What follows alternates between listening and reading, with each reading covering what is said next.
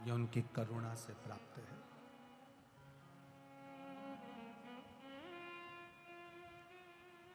कभी जीवन में देवाधिदेव महादेव को एक लोटा अगर जल चढ़ाया है, शिव जी के मंदिर तक आप गए हैं, शिवालय तक आप गए हैं, शंकर भगवान की चौखट तक आप गए हैं, तो शिव ने आपको थामा है, पकड़ा है, उसने थामा।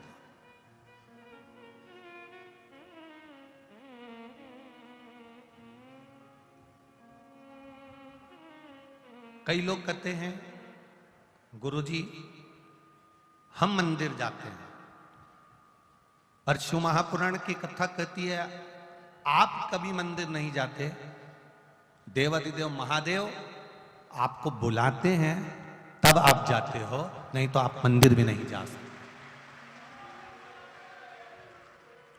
आप ये जरूर कहते हो कि हम मंदिर जाते हैं, मैं रोज मंदिर जाती हूँ, मैं रोज आराधना करती हूँ, मैं रोज पूजन करती हूँ, मैं रोज अर्चना करती हूँ, मैं रोज भगवान की सेवा करती हूँ, मैं रोज भगवान की आराधना करती हूँ। जब तक वो ना चाहेगा तब तक आप नहीं कर सकते। उसकी कृपा नहीं होगी तब तक आप मंदिर भी नहीं जा सकते। उसकी करुणा नहीं होगी तब तक आप उसका गुणगान नहीं गा सकते। ब्रह्मदेव भगवान विष्णु से कहते हैं कि आपके पिता कौन है?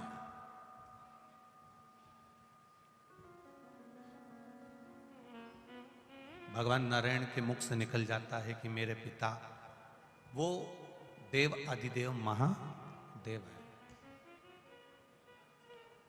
जिसको अपना गोत्र नहीं मालूम होता, जिसको अपना कुल नहीं मालूम होता, जिसको अपना सरनेम नहीं मालूम होता, जिसको अपना गोत्र का स्मरण नहीं होता, तो ब्राह्मण देवता भी कह देते हैं एक काम करो, शंकर भगवान का नाम ले लो, शिव जी का नाम ले लो, भगवान उमापति का नाम ले लो, उसका गोत्र सबका गोत्र है।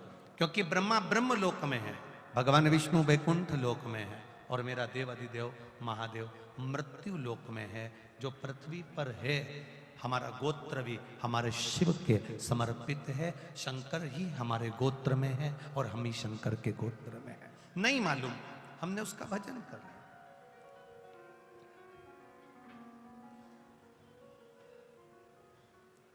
अर्जुन से हमको एक बात सीखना चाहिए।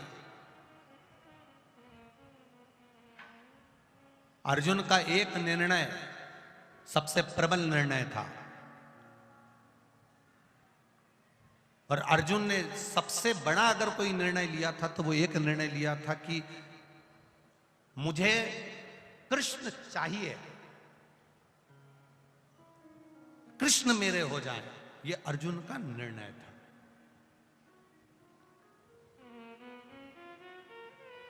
एक प्रबल निर्णय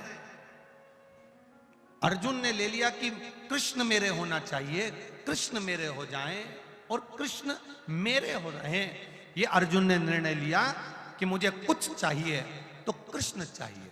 बस अर्जुन ने एक निर्णय लिया था कि मुझे कृष्ण चाहिए, और भगवान कृष्ण अर्जुन के हो गए थे। फिर अर्जुन ने कोई निर्णय नहीं लिया, बाकी के निर्णय भगवान कृष्ण ने लिए। अर्जुन चुप बैठे रहे।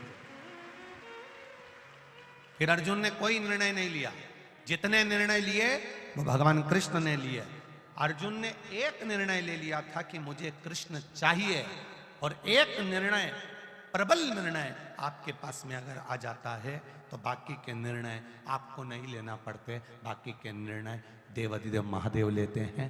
आप कृष्ण को चुन लिए, आपने राम को चुन लिया, आपने शिव को चुन लिया, आपने रामायण को चुन लिया, आपने श्रीमद् भागवत को चुन लिया, आपने शिव महापुराण को चुन लिया। आपने एक निर्णय ले लिया कि शिव मेरे हैं, मैं शंकर के मंदिर जाती हूँ, मैं शंकर को जल चढ़ाती हूँ, शंकर भगवान को एक बेलपत्र चढ़ाती हूँ, शिव जी को एक चावल का दाना समर्पित करती हूँ, शंकर भगवान को एक धतूरा समर्पित करती हूँ, शिव जी को मैं अपना बना रही हूँ। एक निर्णय, आपने एक निर्णय प्रबल निर्णय ले लिया कि मैंने शिव को अपना बना लिया, मुझे शिव चाहिए।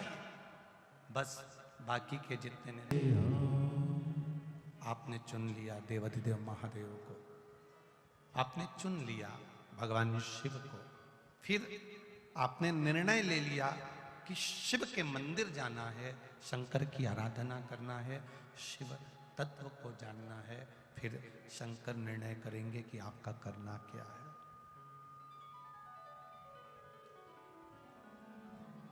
फिर निर्णय वो करेगा, फिर निर्णय वो लेगा। ब्रह्मा जी ने भगवान विष्णु से पूछा, आपके पिता कौन है?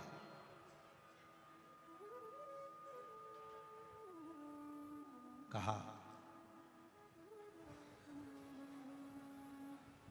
जिसने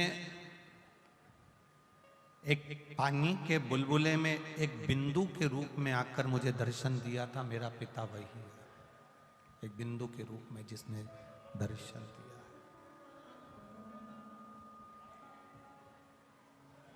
बिंदु के रूप में।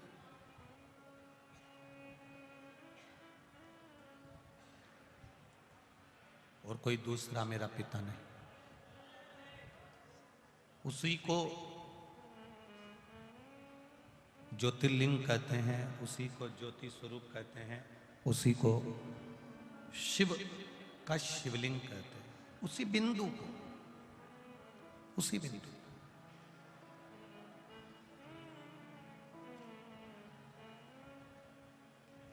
अब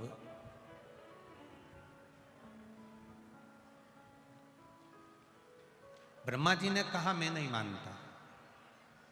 ब्रह्मा जी कह रहे हैं, मैं इसको नहीं मानता,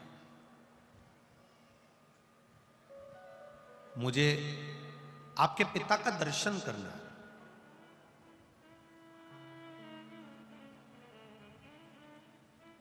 भगवान विष्णु ने कहा, चलो, सर्वस्व वही विराजमान है,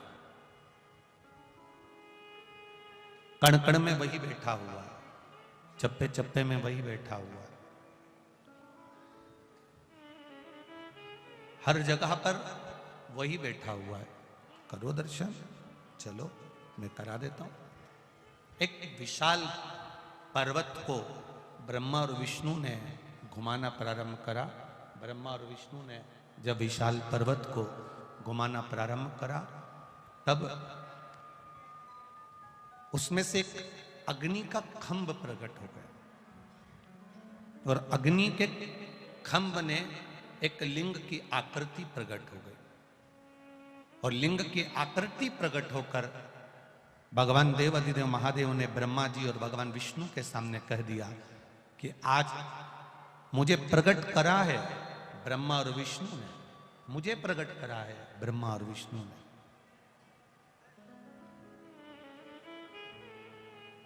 ब्रह्मा, मैंने ही भगवान विष्णु को प्रकट करा है। भगवान विष्णु की नाभि से कमल के पुष्प के ऊपर आप प्रकट हुए हो, और यह संपूर्ण संसार की रचना आपने करी है। तब ब्रह्मदेव के मन में एक भाव जागृत हो गया कि जो शिवलिंग प्रकट हुआ है, इसका चरण कहाँ है? जो शिवलिंग प्रकट हुआ है, इसके मुख कहाँ है? शिवलिंग प्रकट हुआ, इसका सिर कहाँ है? तो उसको ढूंढने का प्रयास करा।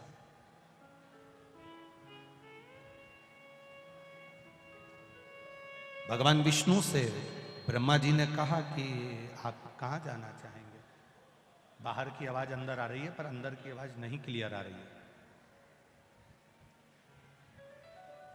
और आवाज बेस जा।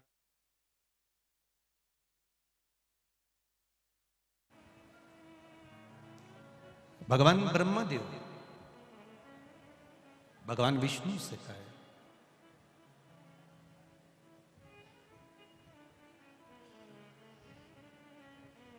आप शीश का दर्शन करने जाएंगे कि चरण का दर्शन करने जाएंगे?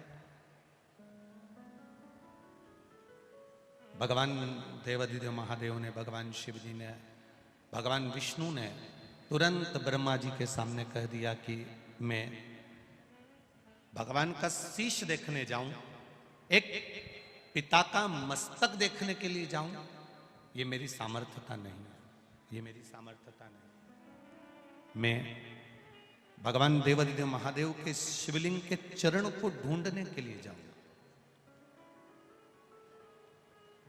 ब्रह्मा जी कहते हैं मैं शीश देखने जाऊंगा। गुरु, माता, पिता, शिक्षक, संत, सतगुरु, इनके शीश को नहीं देखा जाता। अगर देखा जाता है माता, पिता, गुरु, संत, साधु, सन्यासी, तपस्वी, साधक, उपासक, इनके चरण को देखा जाता। क्यों?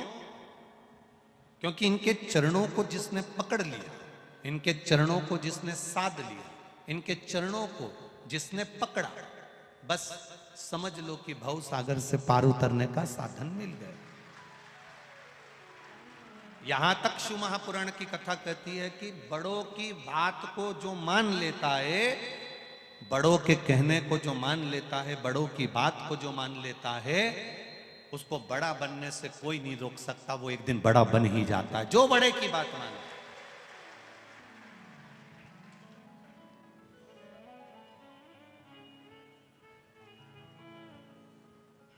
कई बहुओं की आदत रहती है, सास की बात उन्हें बुरी लगती है, ससुर की बात उन्हें बुरी लगती है, घर के बुजुर्ग की बात उन्हें बुरी लगती है। पड़ोसन ने कुछ कहा अच्छी लगेगी, मौसी सास ने कहा अच्छी लगेगी, मामा ससुर ने कहा अच्छी लगेगी, फूफा सास ससुर ने कहा अच्छी लगेगी, दूसरा कह रहा है ना अच्छी लगेगी। पर वही बात अगर सास कहे तो बुरी लगेगी। और बहू सोचती है कि मेरा नाम बहुत चलना चाहिए, मैं बिल्कुल सास जैसी बन जाऊं, मैं बिल्कुल सास की तरह हो जाऊं, चाबी का गुच्छा मेरे कमर में आ जाए और मेरी बात सब माने। तो मेरा निवेदन है, आप जिस दिन घर के बड़ों की बात मानना चालू कर दोगे, उस दिन आप अपने आप बड़े बनते चले जाओगे। आप छोटे नहीं रहो, आप छोटे नहीं रहोगे, आप बड़े बनते चले जाओगे, बड़े की ओर, उन्नति की ओर बढ़ते जाओगे। आज कामदा एकादशी शिव महापुराण की कथा। हम दूसरे का कहना मानते हैं, हम दूसरे की बात मानते हैं, हम दूसरे के कहने पर चलते हैं। हम दूसरे ने कह दिया तो वो हमने मान लिया, दूसरे ने बोल दिया तो हमने मान लिया, पर अपनों का नहीं मानते। बड़ी विडंबना है संसार की, बहुत बड़ी विडंबना। वृद्धाश्रम में जाते हैं, वृद्ध लोगों को रोटी खिलाते हैं, वृद्धाश्रम में जाते हैं, केला खिला देते हैं, वृद्धाश्रम में जाते हैं, बुजुर्गों के पास बैठ जाते हैं, वृद्धाश्रम में जाते हैं, बुढ़े लोगों के पास, बुजुर्गों के पास बैठकर उनसे बातें करते हैं, वृद्धाश्रम में जाते हैं, खूब अच्छे अच्छे फोटो खिंचवाते हैं, वृद्धाश्रम में जाते हैं, खाना खिलाते हुए फोटो खिंचवाते हैं, वृद्धाश्रम में जाते हैं, फल देते हुए फोटो खिंचवाते हैं, वृद्धाश्रम में जाते हैं, उनके पलंग पर बैठकर उनसे बात करते हुए फोटो खिंचवाते हैं। शिव पुराण थोड़ी सी उल्टी है इस मामले में। मेरे देवादिदेव महादेव का चरित्र थोड़ा अलग है। मेरा देवादिदेव महादेव कहते हैं वृद्धाश्रम में जाकर बूढ़े को, बुजुर्गों को भोजन करा रहे हो, वृद्धाश्रम में जाकर केले खिला रहे हो, वृद्धाश्रम में जाकर उनके पलंग पर बैठकर उनसे बात करते हुए फोटो खिंचवा रहे हो, और अपने व्हाट्सएप पर, अपने स्टेटस पर, अपने फेसबुक पर, अपने यूट्यूब पर, अपने गूगल पर, अपने इंस्टाग्राम पर डाल रहे हो। जरूरी यह है कि वृद्धाश्रम के बुजुर्ग के पास जाने से पहले घर में जो बुजुर्ग है उसके पास 15 मिनट बैठना सीख जाओ, तो आपका जिंदगी सवर जाए। एकादशी की शिव महापुराण कथा।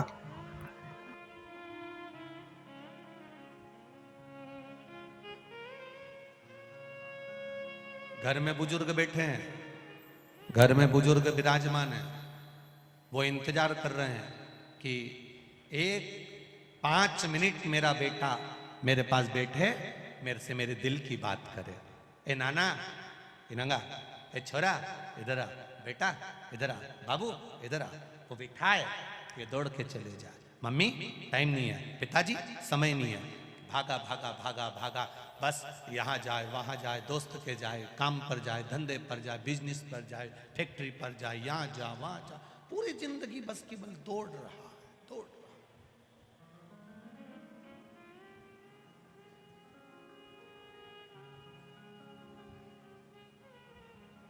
प्रत्येक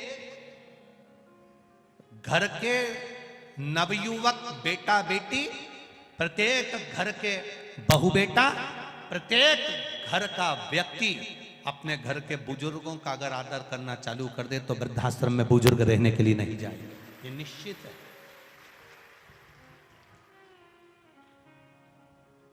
दूर के ढोल,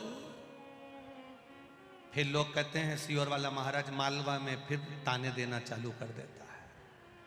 अब तुम सोचो, जरा विचार करिएगा, जरा अपने भीतर उतारिएगा।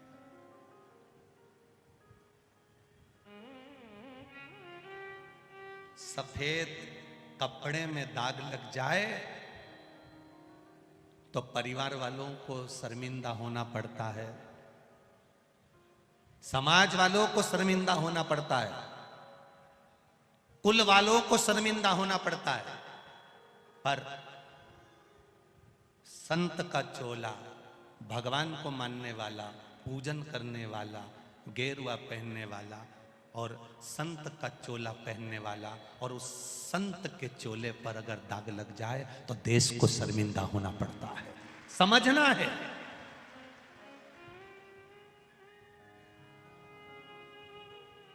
कलकत्ता में कहा था ढोंग की जिंदगी जीने से अच्छा है, बोलो बोलो जम के बोलो, ढंग की जिंदगी जीना चालू कर दो, तुम्हें ढोंग की जिंदगी जीने की जरूरत नहीं पड़ेगी। अब प्रसन्नता का जीवन जियो। आज की शिव महापुराण की कथा। हम भगवान का भजन कर रहे हैं, हम भगवान का कीर्तन कर रहे हैं, हम भगवान का मंत्र जाप कर रहे हैं, हम भगवान का स्मरण कर रहे हैं, 4-4 घंटा बैठकर हम भगवान का पूजन कर रहे हैं, इसके बाद भी भगवान हम पर प्रसन्न क्यों नहीं होता? कारण क्या है? क्योंकि हमने शरीर से परमात्मा को बुलाना चाहा, परमात्मा को पाना चाहा, पर मन से नहीं बुला पाए। मीरा ने मन से परमात्मा को बुलाया था, नरसिंह मेहता जी ने मन से भगवान को बुलाया था। नरसिंह जी तो सांवरिया सेठ का भजन करते थे, पर उनके भाई ने जब धक्का देकर निकाला, उनकी भाभी ने जब धक्का देकर निकाला तो नरसिंह जी सांवरिया जी के मंदिर जाना था, पहुंच गए थे शंकर जी के मंदिर में। शिव जी के मंदिर में शंकर के शिवलिंग को रात भर आंखों से आंसू बहा बहा कर निला रहे थे, रो रहे थे, मेरा कोई नहीं है, मेरा कोई नहीं है। जैसे एक मुर्दे को शमशान में छोड़कर आते हैं, घर पर आकर सब पूड़ी और सब्जी खाते हैं, चाय पीने वाले चाय पीते हैं, ऐसा कोई नहीं कि घर में मुर्दे को छोड़कर आने के बाद कोई घर का ऐसा व्यक्ति बता दो जिसने पूड़ी सब्जी नहीं खाई, चाय नहीं पी, पानी नहीं पिया, ऐसा कोई व्यक्ति नहीं है। आग लगा के आएंगे और अंदर आवाज दे देंगे, चाय देख लो चाय। आग लगा के आएंगे और पास वाले पड़ोसी, मोहल्ले वाले, रिश्तेदार पूड़ी सब्जी ला कर दे देंगे।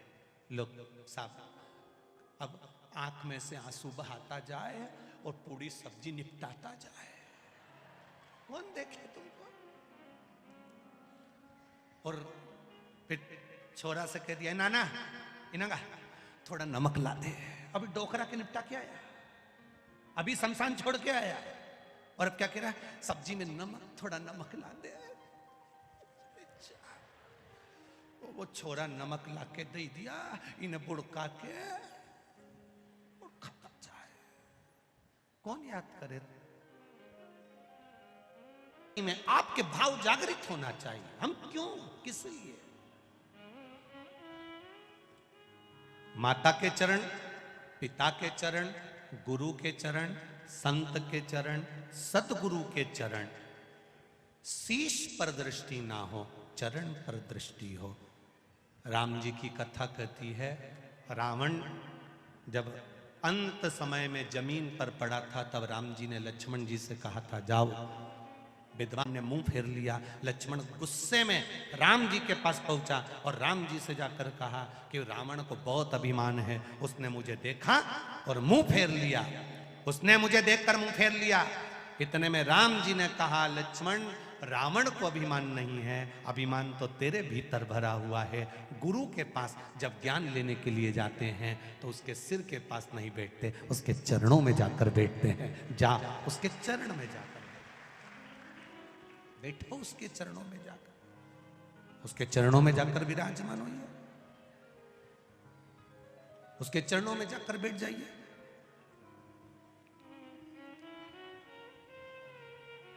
जमीन पर दरार पड़ती है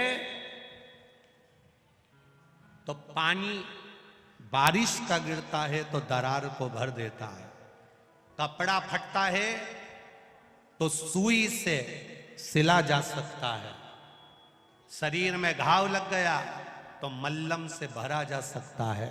पर वाणी का घाव इतना विचित्र होता है, वो जिंदगी भर नहीं भरा पाता है, जिंदगी भर। उस वाणी के घाव का स्मरण रखें।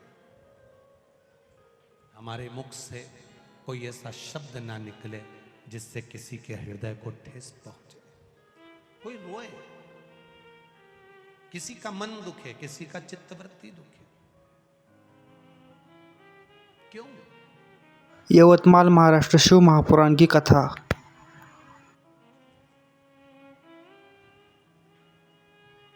दो पुष्प ऐसे हैं जो भगवान शंकर को नहीं चढ़ाए जाते, एक केतकी, एक केवड़ा। और चंपा भी भगवान शंकर को चढ़ती है, पूरे साल नहीं चढ़ती, केवल भादों के महीने में चढ़ती है, उसके सिवाय नहीं चढ़ती। क्या कारण था? केतकी की कथा तो यहां पर शिव महापुराण में आ जाती है कि केतकी ने एक गलती कर दी थी। जब ब्रह्मा जी शंकर भगवान के शिवलिंग का दर्शन करने के लिए ऊपर जाते गए, शिवलिंग का छोर नहीं मिला, शीश नहीं मिला। ब्रह्मा जी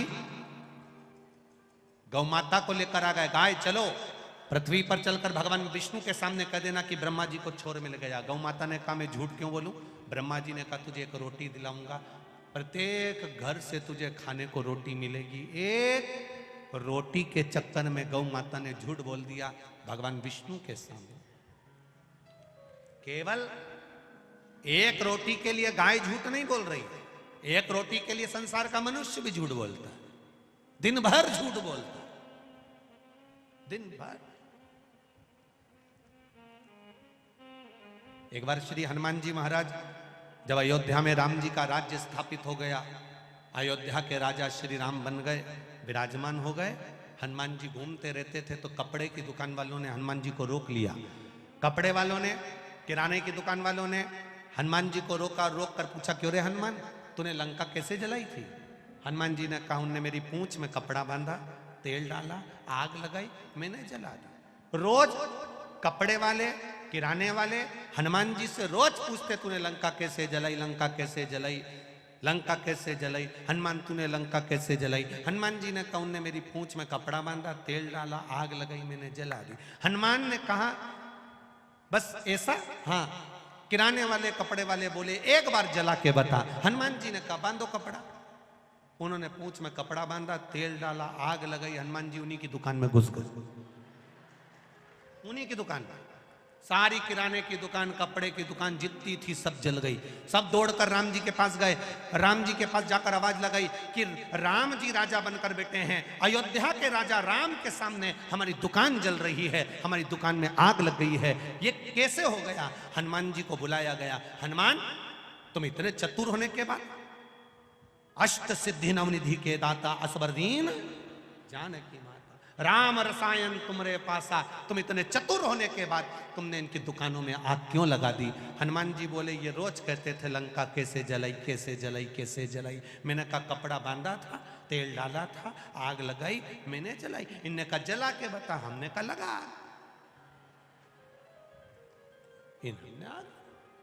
तो तूने इनकी दुकान क्यों जलाई?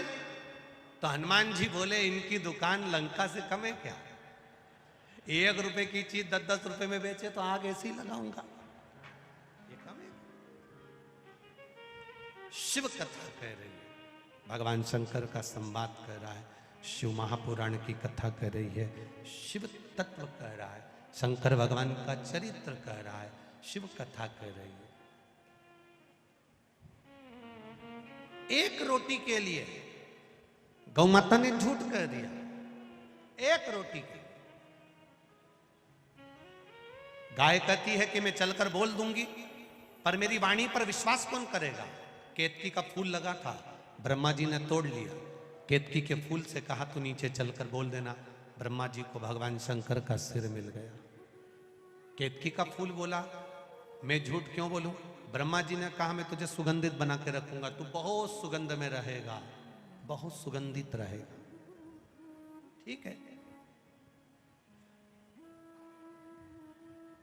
भगवान विष्णु से पूछा ब्रह्मा जी ने, आपको भगवान शंकर के चरण मिले हैं क्या? क्या भगवान शिव के चरण मिले? नहीं। भगवान नारायण ने एक बार सत्य कहा तो शंकर भगवान के शिवलिंग में से आवाज आई, भगवान विष्णु आज से तुम्हारा नाम सत्य नारायण होगा, क्योंकि तुम सत्य बोले। सत्य कहां है तुम? एकादशी शिव महापुराण की कथा। ब्रह्मा जी ने कहा कि भगवान विष्णु ने पूछा तुम्हें सिर मिला? हाँ। आकाशवाणी हुई ये ब्रह्मा झूठ बोल रहे हैं। ब्रह्मा जी ने कहा ना मानो तो गौ माता से पूछो। गाय से पूछा गौ माता क्या ब्रह्मा जी को भगवान शंकर का सिर मिला? गौ माता ने एक रोटी के चक्कर में झूठ बोल दिया तो शंकर भगवान प्रकट होकर बोले, गौ माता तू जगत की मां होकर झूठ बोलती है, तेरा पूरा शरीर पूजा जाएगा पर तेरा मुख अपूज्य माना जाएगा। सारे दुनिया के लोग सारे मंदिरों की परिक्रमा आगे से करेंगे, देवताओं की परिक्रमा आगे से करेंगे, पर गौ माता तूने झूठ बोला है, इसलिए तेरी परिक्रमा पूंछ से प्रारंभ होगी और पूंछ पे समापन होगी। दुनिया के लोग कन्यादान आगे से करेंगे, गौदान, वस्त्रदान, अन्नदान, सारे दान आगे से करेंगे, पर गौ माता का दान दुनिया के लोग पीछे से करेंगे। इसलिए गौ माता का दान गाय की पूंछ पकड़कर किया जाता है, आगे से नहीं किया जाता। तो झूठ बोली है। गौ माता ने क्षमा मांगी, गलती हो गई, गलती। शिव क्षमा भी करती है। केतकी के फूल को ब्रह्मा जी ने कहा इससे पूछो। केतकी के फूल को भगवान विष्णु ने लिया और पूछा, बोल केतकी ब्रह्मा जी को सिर मिल गया? केतकी के पुष्प ने कहा हाँ ब्रह्मा जी को सिर मिल गया। देवाधिदेव महादेव प्रकट होकर कहते हैं, रे केतकी के पुष्प तूने देवाधिदेव महादेव के सामने झूठ बोला है, मैं तुझे श्राप देता हूं, सारे देवताओं पर चढ़ेगा और देवाधिदेव महादेव पर कभी नहीं चढ़ेगा। अगर भूल से भी केतकी का फूल मुझ पर चढ़ गया तो 1000 गौ हत्या के बराबर दोष लग जाएगा। इसलिए केतकी का फूल शिव पर नहीं चढ़ता। तो झूठ बोला। शिव महापुराण की कथा कहती है सारी दुनिया में जाकर झूठ बोलोगे चल जाएगा, सारे संसार में जाकर झूठ बोलोगे चल जाएगा, पर शंकर भगवान के ओटले पर, शिव जी की चौखट पर, शिव महापुराण में शंकर के द्वार पर, शिव की चौखट पर, शंकर भगवान के मंदिर में, शंकर भगवान की देहली पर, शंकर भगवान के ओटले पर, शंकर भगवान की चौखट पर अगर मुख से एक झूठ निकल जाता है तो जिंदगी में बुढ़ापा पलंग पर सड़ सड़ के निकलता है, अच्छे से नहीं निकल पाता है। एक झूठ, एक झूठ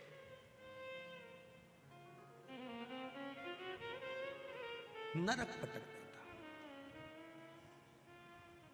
आपका भजन, आपका विश्वास, आपकी श्रद्धा आपको वहां से निकालकर परमात्मा तक ले जा सकती। कामदा एकादशी शिव महापुराण की कथा।